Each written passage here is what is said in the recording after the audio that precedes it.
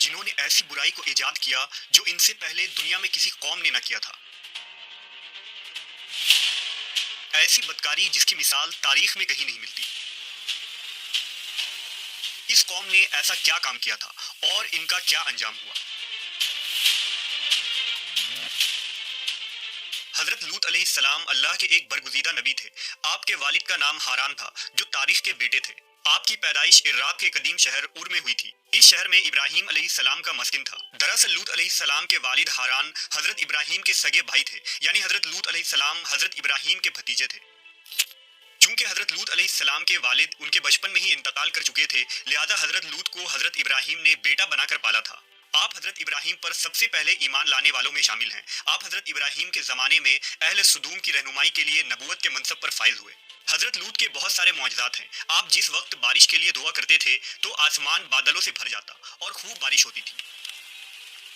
हजरत लूत जिस पत्थर पर सर रखकर सोते, उस पत्थर पर आपके सर मुबारक का निशान बन जाता था। सदूम वो इलाका था जहां लूत अलैहिस्सलाम मबूस फरमाए गए। सदूम के आसपास 5 निहायत ही खूबसूरत शहर आबाद थे, जिनमें से हर एक की आबादी 1 लाख नफूस से ज्यादा ही थी।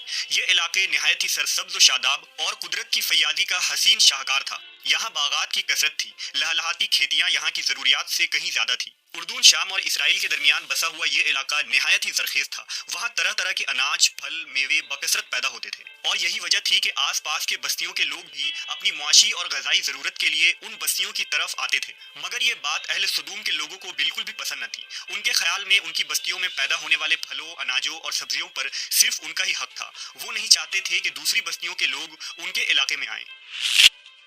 एक दिन सदूम के लोग इस बात पर गौर व फिक्र कर रहे थे कि बाहर से आने वाले लोगों को यहाँ आने से आखिर कैसे रोका जाए कि इब्लीस एक बुजुर्ग की शक्ल में उनके महफिल में आया और कहा, अगर तुम इनसे पीछा छुड़ाना चाहते हो तो मेरे कहने पर अमल करो। उस अजनबी बुजुर्ग की बात लोगों ने बहुत तवज्जो से सुनी। इब्लीस ने कहा, मैं कल बताऊंगा। दूसरे दिन इब्लीस एक खूबसूरत जवान लड़के की भेस में आया और उन्हें अपनी औरतों के बजाय मर्दों के साथ फेले बद करना सिखाया। इब्लीस ने कहा कि अगर तुम उन बस्तियों के लोगों से निजात चाहते हो जो तुम्हारी बस्ती में आ जाते हैं, तो ऐसा करो कि जब भी कोई शख्स तुम्हारे इलाके में आए तो तुम लोग जबरदस्ती उसके साथ अपनी ख्वाहिश पूरी करो। इस तरह ये लोग इस बस्ती में आना छोड़ देंगे। अपनी नफसानी ख्वाहिशात के लिए मर्दों से बदफेली इस कौम का दस्तूर बन गया था। यहाँ बेहयाई आम हो गई थी। हुक्मरान, सरदार, रऊसा, हर तबके में घर घर ये अमल फैल गई थी। भरी महफिल में ये लोग इस फहाशी के काम को करके खुश होते थे। कोई भी महफिल इस काम के बगैर अधूरी समझी जाती थी। खासकर मुसाफिरों में से कोई खूबसूरत लड़का होता तो ये लोग उसे अपना शिकार बना लेते। तलमूद में लिखा है कि अहले सुदूम अपनी रोजमर्रा की जिंदगी में सख्त, जालिम, धोखेबाज और बद मामला थे। कोई मुसाफिर उनके इलाके से बखैरियत ना गुजर सकता था। कोई गरीब उनकी बस्तियों से रोटी का एक टुकड़ा ना पा सकता था। बारहा ऐसा होता था कि बाहर का आदमी उनके इलाके में पहुंचकर फाकों से मर जाता और ये उसके कपड़े उतार कर उसकी लाश को बरहना दफन कर देते। अपनी वादी को उन्होंने एक बाग बना रखा था जिसका सिलसिला मीलों तक फैला हुआ था। इस बाग में वो इंतहाई बेहयाई के साथ एलानिया बदकारियां करते थे। हजरत लूत अलैहिस्सलाम ने उन्हें तौहीद की दावत दी और बदकारी के इस घिनौने अमल से तौबा करने का हुक्म दिया। हजरत लूत ने कहा, तुम बेहयाई क्यों करते हो? क्या तुम औरतों को छोड़कर लज्जत हासिल करने के लिए मर्द की तरफ माइल होते हो? हकीकत यह है कि तुम अहमक लोग हो। हजरत लूत अहले सदूम को दिन रात वाज और नसीहत किया करते, लेकिन कौम पर इसका कोई असर न हुआ, बल्कि वो बहुत फखरिया अंदाज में ये काम करते थे। उन्हें हजरत लूत का समझाना भी बुरा लगता था, लिहाजा उन्होंने साफ साफ कह दिया कि अगर तुम हमें इसी तरह बुरा कहते रहे और हमारे कामों में मदाखलत करते रहे तो हम तुम्हें अपने शहर से निकाल देंगे। हजरत लूत ने नसीहत और तबलीग का सिलसिला जारी रखा। लिहाजा एक दिन अहले सदूम ने खुद ही अजाब इलाही का मुतालबा कर दिया। अल्लाह ताला ने अब तक उनके इस बदतरीन फहाशी और बदकारी के बावजूद ढील दे रखी थी, लेकिन जब उन्होंने हजरत लूत से एक दिन कहा कि अगर तुम सच्चे हो तो हम पर अजाब ले आओ, लिहाजा उन पर अजाब इलाही का फैसला हो गया। अल्लाह ने अपने खास फरिश्तों को दुनिया की तरफ रवाना कर दिया। ये फरिश्ते दरअसल हजरत जिब्राईल, मीकाईल और इसराफील अलैहिस्सलाम थे। फिर ये फरिश्ते हजरत लूत अलैहिस्सलाम के घर तशरीफ ले आए। हजरत लूत ने जब उन खूबसूरत नौ उम्र लड़कों को देखा तो सख्त घबराहट और परेशानी में मुब्तला हो गए।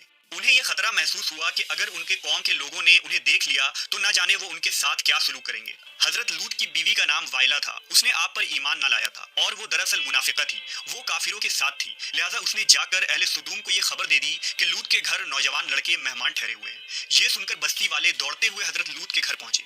हजरत लूत ने कहा, ए कौम, ये जो मेरी कौम की लड़कियां हैं ये तुम्हारे लिए जायज और पाक हैं। اللہ سے ڈرو اور مجھے میرے مہمانوں کے سامنے رسوا نہ کرو، کیا تم میں سے کوئی بھی شائستہ آدمی نہیں؟ حضرت لوط کی بات سن کر وہ لوگ بولے، تم بخوبی واقف ہو کہ ہمیں تمہاری بیٹیوں سے کوئی حاجت نہیں، اور جو ہماری اصل چاہت ہے اس سے تم بخوبی واقف ہو۔ قوم لوط کے اس بے شرمانہ جواب سے اندازہ لگایا جا سکتا ہے کہ وہ فعل بد میں کس حد تک مبتلا ہو چکے تھے۔ جب حضرت لوط علیہ السلام کی قوم ان کے گھر کی طرف دوڑتی ہوئی آئی تو حضرت لوط نے گھر کے دروازے بند کر دیے اور ان نوجوانوں کو ایک کمرے میں چھپا دیا۔ اس بدکار لوگوں نے آپ کے گھر کا گھیراؤ کیا ہوا تھا اور ان میں سے کچھ گھر کی دیوار پر بھی چڑھنے کی کوشش کر رہے تھے۔ حضرت لوط اپنے مہمانوں کی عزت کے خیال سے بہت زیادہ گھبرائے ہوئے تھے۔ فرشتے یہ سب منظر دیکھ رہے تھے۔ جب انہوں نے حضرت لوط علیہ السلام کی بے بسی اور پریشانی کا یہ عالم دیکھا تو حقیقت سے پردہ اٹھاتے ہوئے یوں فرمایا، اے لوط، ہم تمہارے رب کے بھیجے ہوئے فرشتے ہیں، یہ لوگ ہرگز تم تک نہیں پہنچ سکیں گے۔ ابھی کچھ رات باقی ہے تو اپنے گھر والوں کو لے کر چل دو اور تم میں سے کوئی شخص پیچھے مڑ کر نہ دیکھے۔ اہل سدوم حضرت لوط کے گھر کا دروازہ توڑنے پر بضد تھے، لہذا حضرت جبرائیل علیہ السلام نے گھر سے باہر نکل کر اپنے پر کا ایک کونا انہیں مارا، جس سے ان سب کی آنکھوں کے ڈھیلے باہر نکل آئے اور بصارت زائل ہو گئی۔ یہ خاص عذاب ان لوگوں کو پہنچا جو حضرت لوط کے پاس بد نیتی سے آئے تھے۔ حضرت لوط علیہ السلام حقیقت حال جان کر مطمئن ہو گئے اور اپنے گھر والوں کے ساتھ رات ہی کو نکل کھڑے ہوئے۔ بیوی بھی ان کے ساتھ تھی، لیکن کچھ دور جا کر وہ واپس اپنے قوم کی طرف پلٹ گئی اور قوم کے ساتھ جہنم رسید ہو گئی۔ صبح کا آغاز ہوا تو اللہ کے حکم سے حضرت جبرائیل نے بستی کو اپنے پر سے اکھاڑ دیا اور پھر اپنے بازو پر رکھ کر آسمان پر چڑھ گئے، یہاں تک کہ آسمان والوں نے بستی کے کتے کے بھونکنے اور مرغوں کے بولنے کی آوازیں سنی۔ پھر اس بستی کو زمین پر دے مارا، جس کے بعد ان پر پتھروں کی بارش ہوئی۔ ہر پتھر پر مرنے والوں کا نام لکھا ہوا تھا۔ جب یہ پتھر ان کو لگتے تو سر پاش پاش ہو جاتے۔ صبح سویرے شروع ہونے والا یہ عذاب اشراق تک پوری بستی کو نیست و نابود کر چکا تھا۔ قوم لوط کی ان خوبصورت بستیوں کو اللہ نے ایک انتہائی بدبودار اور سیاہ جھیل میں تبدیل کر دیا، جس کے پانی سے رہتی دنیا تک کوئی فائدہ نہیں اٹھایا جا سکتا۔ سمندر کے اس خاص حصے میں کوئی جاندار، مچھلی، میڈک وغیرہ زندہ نہیں رہ سکتی، اس لیے اسے ڈیڈ سی یعنی بحر مردار کہا جاتا ہے، جو اسرائیل اور اردن کے درمیان واقع ہے۔ ماہرین آثار نے 10 سالوں کی تحقیق و جستجو کے بعد اس تباہ شدہ شہر کو دریافت کیا تھا۔ تحقیقات سے پتہ چلا تھا کہ اس شہر میں زندگی بالکل ختم ہو چکی ہے۔ اس شہر کے راستے اور کھنڈرات کو دیکھ کر آرکیولوجسٹ نے یہ اندازہ لگایا کہ جب یہ شہر تباہ ہوا تو اس وقت لوگ روزمرہ کے معمولات کے کاموں میں مشغول تھے اور یہاں زندگی اچانک ختم ہو گئی تھی۔ اہل سدوم جنہیں پتھر بنا دیا گیا تھا، ان کے بت ابھی تک بحر مردار کے پاس موجود ہیں، جو تا قیامت لوگوں کے لیے ایک عبرت ہے۔ آج یورپی ممالک میں انسانی آزادی کے نام پر اس بدکاری کی اجازت دی جاتی ہے اور اس فحش عمل کو فخر سمجھا جاتا ہے، مگر حقیقت یہ ہے کہ ہم جنس پرستی بالکل فطرت کے خلاف ہے، جس سے انسانی معاشرہ تباہ و برباد ہو جاتا ہے۔ روایتوں کے مطابق ایک مرتبہ حضرت سلیمان علیہ السلام نے شیطان سے پوچھا کہ اللہ کے نزدیک سب سے بدترین عمل کیا ہے؟ ابلیس بولا، جب مرد مرد سے بدفعلی کرے اور عورت عورت سے خواہش پوری کرے۔ حضرت ابن عباس سے روایت ہے کہ رسول اللہ صلی اللہ علیہ وسلم نے فرمایا کہ اس شخص پر اللہ پاک کی لعنت ہو جو قوم لوط والا عمل کرے۔